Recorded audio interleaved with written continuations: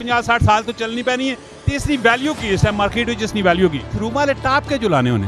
Top कोई भी नहीं छोड़ना पैना आपस में गला करसा खरिया साफ सचिया ते सुचिया अस्सलाम वालेकुम वीरो भराओ भैनों के हाल है ठीक हो राजी पास जो काबत सब खैर करिए दे पहली गल ही करसा मैं गड्डियां ना काम ना करना ने ना मैं कमीशन एजेंट ने अगर तुसा गड्डियां पसंद आई वजनियां ना तो लास्ट वीडियो ने मुतलका बंदे ना मोबाइल नंबर हो सी तुसी उस नाल राबता करियो। इस टाइम मैं अपने शहर ने विच मौजूद हाँ एतवार बाजार टैक्सला ठीक है इतने पाकिस्तान बाहर विच लोग आने कोई गड्डियां बेचने आना है कोई गड्डियां खेलने आना है। एक जीप वेखिए पीली जी रंगी दी जीप है तो माँ को चंगी लगी है दिलिया खुशी हुई है मैं आख्या जरा जीपे नहीं जरा पता करने इसने खर्चे मर्चे के जे नहीं है कितना नहीं इसना मॉडल की वे की मामलात उनकी नजरिया है की सोच है की करना चाहते हैं इसने मालों को पूरी वीडियो वेखनी कमेंट में राय देनी और उस बाद इस वीडियो शेयर भी करना है। जी अस्सलाम वालेकुम। वालेकुम सलाम जी क्या हाल है जी अल्लाह पाक ना शुक्र है जी। की ना किए मेरा नाम शहजाद है जी शहजाद भाई गड्डियां ना काम करने हो जी जी गड्डियां ना काम भी करने हैं ते अपना डेकोरेशन ना काम भी करने हैं जी। क्या जाए काम शाम क्या जाए कम बस किसी एतवार गड्डियां ने सौदे होवे ने किसी एतवार ते कम ठंडा होना है ते अज एतवार बाजार काफ़ी गर्म है गाहक बहुत ज़्यादा वे ते रश रोड तक तो सामने बंद होए दो साइडा लेकिन कोई रश है कुछ दे के भी गए जी सौदे होने न असल लोग इस टाइम फिरने अगे पिछे फिर जिस टाइम देखने न अपना वारे नी चीज़ जिथे नज़र आनी होना उत्थे सौदे करने वापस आ जाने शोरूम ते बह के दफ्तर सौदा हो जाना है। सोहनी गल लाला एक सवाल करसा फिर उस तो बाद इस जीपा ने मुतालक पूछता ये दसो कि शुरू वाले टाप के जो लाने होने टाप कोई भी नहीं छोड़ना पैना आपस में टाप बस इस तरह लगना है कि एक पार्टी है वो आखनी है कि असा गड्डी चाहिए नहीं 15 लाख रुपए नहीं तो शोरूम वाले मॉडल कलर सब कुछ पुछ के ने तो फिर गड्डी अवेल करके अपने शोरूम ते इन्वेस्टर ने जरिए खड़ी करके ने तो उस 1,50,000 रुपये ना सौदे पार्टी 15 लाख डिमांड की असा चाहिए नहीं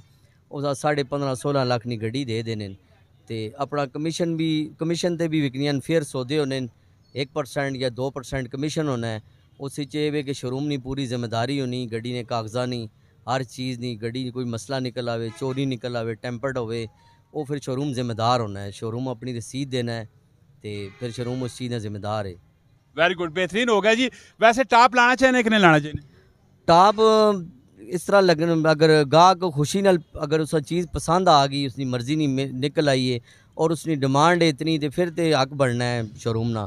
तो वैसे ज़्यादातर सौदे जड़े ना फेयर होने पार्टी आमने सामने बिठा के सौदा होना है दो पासों जो कमीशन बन जाना है शोरूम ना हक लाल ना जड़ा होना है हक लाल का काम करना चाहिए। मेरे नज़रिए ने मुताबिक टाप जड़ा गलत होना में तुसा भी कमेंट में राय लाजमी चाह देनी तो यह गड्डी केड़ी ये गड्डी जीप है सर ये मोडिफाइड हुई है असा स्वाद तो तैयार कराई है तो 3C इंजन है इसना तो डीजल इंजन है तो 1964 मॉडल है 1964 मॉडल का तो होवे तो हुण कितनी 1924 पे 2024 पे विन्ना कितनी उम्र होगी गड्डी नी उम्र ना हिसाब ला के 64 ते तकरीबन बन जानी हुण सही अंदाजा तुसीं जमा करके 50-60 साल बाद भी नहीं पैनी 50-60 साल तो चलनी पैनी है तो इसकी वैल्यू की इस टाइम मार्केट में इसकी वैल्यू की इस टाइम इसकी वैल्यू जी है ना तकरीबन 16-17 लाख रुपए ने दरमियान है ना अगर कोई पार्टी आवे सौदा करे बहवे असा नाल ठीक है जीप जड़ी है ना कदे भी जिस टाइम भी इस तैयार कराओ ये उसी टाइम नवी हो जानी ओवरऑल इसका खर्चा कैसा है खर्चा इसना ये कि थोड़ा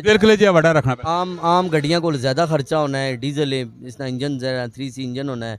तो ये डीजल थोड़ा जिहा ज़्यादा खानी लेकिन शौकिया लोग रखने जिन्हें लोगों इस चीज़ का शौक होना है। इस क्या शौक कर रहे हैं शिकार करने इंजन की करने इस लोग शिकार भी करने लोग अपने शौक ने तौर पर अपना छत उतार देने जनाब 3-4 संगी बह के अपना रोड से फिरने टुरने अपना इंजॉय करने। वैसे कोई बंदा ही गड्डी खेलना चाहे रबता करना चाहे तो नंबर है जी रबता करना चाहे सुमान भाई इन दाता होटल ने नाल बिल्कुल शोरूम है दरबारे करीमी यू टर्न ते मुस्तफा मोटर ते नंबर है 030053888729 अगर कोई भरा रबता करना है तो आवे इंशाल्लाह उस नाल बह के जड़ा ना सौदा हो जासी। बहुत लम्बिया सारिया गल्लां लाला और बड़ा सोहना बोलने पैने मने भी सोहना बोलने पैने वीडियो बहुत लंबी पे होनी है तो इंशाल्लाह मिलने हैं नेक्स्ट वीडियो से और गड्डियां ने कमी नहीं मां समझ कोई भी नहीं अपनी गारंटी और श्योरिटी होती तो सारा रब्ता करना है। मिलने हैं नेक्स्ट वीडियो से फी अमान अल्लाह पाकिस्तान जिंदाबाद।